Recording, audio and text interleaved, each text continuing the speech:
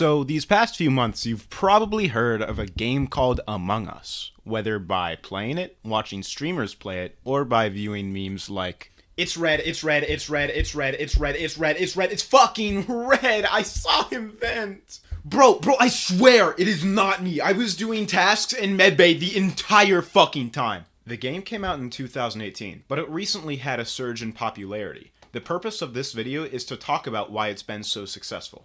Among Us is a social deduction game in the similar vein of games like Town of Salem, Secret Hitler, The Resistance, etc.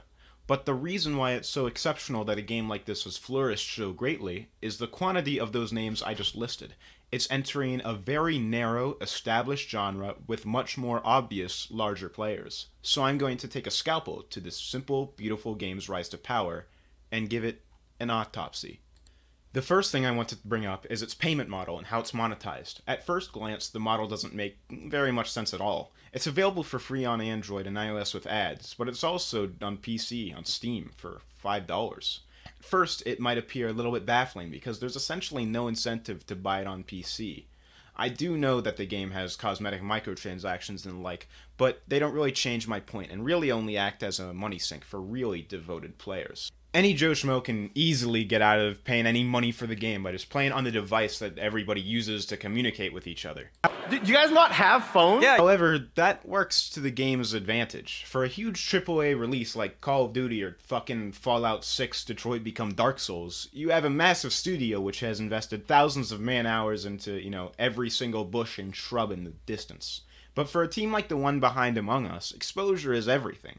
Having the game be free and minimizing the cost of the premium convenience version allowed the game to spread like wildfire. And spread, it did. I bought the game on Steam before even playing it, because the bar for entry is just that low. This monetary tactic might sound novel, like some fucking battle strategy that the company behind Among Us pulled out of their ass like a rabbit, but it's actually a pretty tried and true tactic if you look around a little bit. Tales of Maj'Eyal is a game that does pretty much exactly the same thing, except instead of a phone version, he just has it on his website. Pretty much the whole selling point of the Steam version is its achievements. Cave Story has done this too, with 1 billion paid ports and re-releases, but the original game is still a free download on its website. Even some bigger studios do this too. CD Projekt Red is notable for their hard stance against DRM, which while losing them some money up front because of piracy, allows both their company and their games to spread around hyper-nerd PC master race culture, and is primarily what I think led the first couple Witcher games to get popular with PC game enthusiasts, which sparked the success of the studio. Even without the street cred they gain for being anti-DRM, opening the window for people to play it for free can help a game gain a good reputation. Realistically, if somebody plays your game for free who wouldn't have bought it anyway, you aren't losing anything.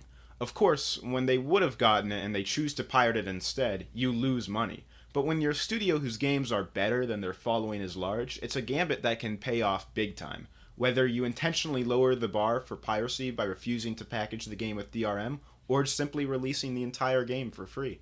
Now, of course, a good monetization strategy can't set a game on wildfire.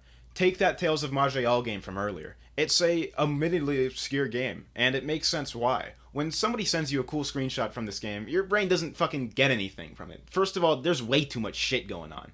What the fuck are all these bars? Like, where can I see and where can't I see? Is that a good explosion from me or a bad explosion from an enemy wizard? It's a visual mess, and it's not catchy to the eye.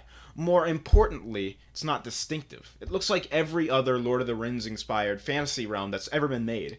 In 30 minutes, you probably won't be able to remember any element from what I just showed you besides how vaguely cluttered it was. If I, your best friend in the whole wide world, with incredible taste in video games, sent you a screenshot of that game, saying correctly that it was a deeply satisfying turn-based dungeon-crawling roguelike RPG with incredible character building, then 30 minutes later, you'd forget about it. But if I sent you some funny meme from the front page of Reddit about Among Us, and then later you saw something about it on your Twitter feed, you'd recognize it instantly. And that's a big part of how a game grows and audience recognition. See, Among Us graphically is probably one of the best examples of efficiency I've seen in indie development. The art style is ridiculously simplistic to the point where I, an asshole with zero artistic talent or practice, was able to recreate a reasonable facsimile of it by myself in 30 minutes for this video's thumbnail. However, there have been very intentionally carefully crafted animations in the kill animations, which have created a fucking meme in and of itself. I like your cut, G. These animations are pretty likable, and the simple character designs are easily recognizable in an instant, which is ironic to me, because the last game to sweep up the public like this, Fall Guys, used almost the exact same schematic for their idiosyncratic, easily recognizable mascots. Crazy. So you have a game which requires minimal investment to play and experience, a mimetic design that is able to be used for all sorts of fun internet correspondence, but none of it means anything if you don't have a compelling game that's fun to play. Well, fortunately, Among Us is. When I listed off the games above, the ones that Among Us is competing against, you might have realized that they all have something in common. All of them are either directly lifted or heavily inspired from board games or card games in real life. They simply remove the necessary moderator and make the game go smoother. Among Us takes advantage of the medium like none of those other games do, making it the best social deduction video game, just in general. To show my point, I'm gonna give you a scenario. Let's say you're playing Town of Salem, probably the most popular social deduction video game in fucking, I don't know, forever. You are selected to be the investigator, and it's your job to gather clues on who is and isn't the Mafia. Every night, you'll choose somebody to investigate, and you'll write this information down with striking accuracy and efficiency in your notebook, along with guiding suspicion during the day towards those that you have found evidence against. However, it's not as satisfying or interesting as it could be. Here's the kicker. In social deduction games like this, concepts like investigation, evidence gathering, alibis, they're abstractions. They're game mechanics of a narrative that the game doesn't even let you see. When you quote-unquote investigate somebody in Town of Salem, there's no actual investigation involved. You just click on their names, and you get a result back. I understand that that's not exactly what the game is about complex investigation mechanics and L.A. Noire-styled evidence collection, but it is missing out. In Among Us, everybody has the option to interact in a more compelling way with the system.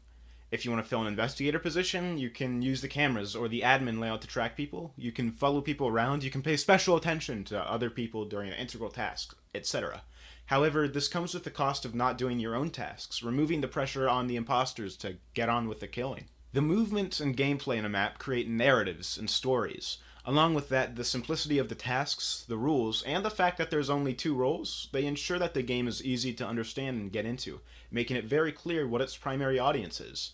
It's supposed to be a game that you play with your friends. Ranked Town of Salem is something you essentially need to know the metagame to understand, and even at that, it's a clusterfuck at best. It goes against the spirit of the original game, Mafia, in real life. Mafia is a game that you play with friends. It's about deducing their tells and how they react to stuff, whether they're telling the truth.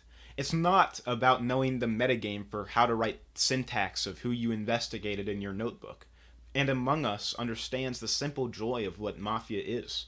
Even though Town of Salem is arguably just an expanded version of Mafia put into a game, Among Us is its true incarnation in the media of video games. The game is just complex enough to create counterplay for most options and create interesting scenarios that'll last you for a few hours.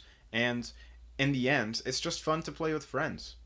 If I'm being perfectly honest, Among Us isn't my favorite game of all time, my favorite game of the year, or even my favorite game of the fucking month. It's pretty easy to go through every single permutation of what you can do in the game, and once you do, well, then you're just enjoying your friend's company. If I'm being honest, I think I've already gotten tired of the game. I can't see myself putting in more than like another hour and still continuing to enjoy it. But it's obvious that on the budget of like $3 and a couple Chuck E. Cheese tokens, it has attracted the attention and the interest of the internet at large, and that's a commendable achievement in and of itself. Hello ladies and gentlemen, and welcome to the end of the video, where I'll waste your time for just a little bit more. This whole thing was kind of an experiment. I rushed together about my opinions on this new popular game everybody is playing, and YouTube analytics is shoving down everyone's throat. If you'd like me to do more, I'll pay attention to this video's reception. I'd be really open to making more videos about any sort of thing, streaming if people want it, etc. I'm down. This whole thing is new to me, so if you have any comments, criticism, insults, compliments, put them in the comments. And if you'd like to see more stuff like this, go ahead and subscribe. Alrighty, Swiggle out.